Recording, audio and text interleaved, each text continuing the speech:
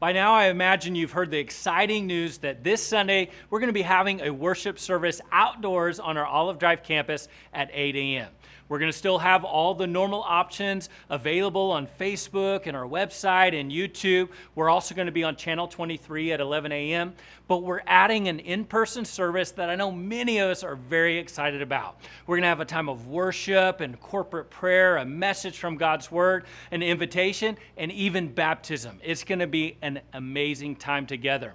If you're at risk or you're not comfortable attending at this time, that's okay. We encourage you to join our service online or on Channel 23. That's still a wonderful option that we expect many of our people to take advantage of during this time. For those of you who choose to attend our outdoor service this Sunday, be sure to take your temperature before you leave your house. And if you don't feel well, please stay home and join us online. Also, please respect the social distancing guidelines that our health department has in place. Group together with your family and provide some distance between other families and respect other people's boundaries because they might have different boundaries than you have.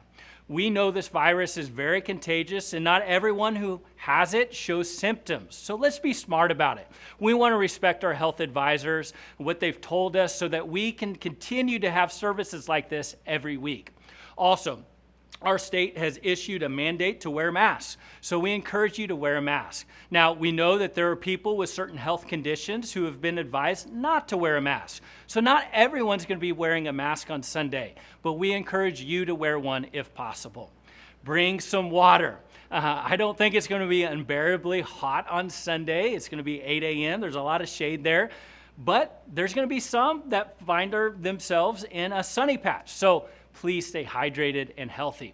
Another thing, bring your own lawn chair or blanket. We're not going to be setting up a bunch of different chairs because it would be hard to know how to set those up. And so bring your own chair or blanket. We're going to have some available for those who forget, but we encourage you to bring your own. Also, bring a friend.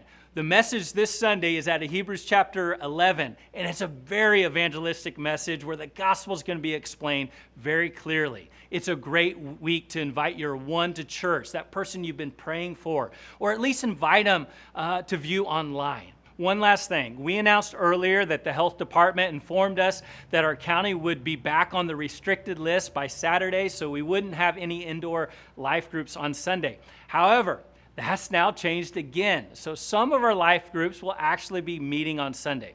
Now, unfortunately, all of our 8 a.m. life groups will be canceled this week because of the outdoor service that's been planned. But a new time and room will be given to those life groups for next week, depending on what the health department says. So some of our life groups are still meeting this Sunday after all. So please check with your life group leaders to see if your group's meeting. I believe God has great things in store for us this Sunday and beyond because Jesus is still building his church and God is still on his throne. I can't wait to see all that he does. I'll see many of you this Sunday morning.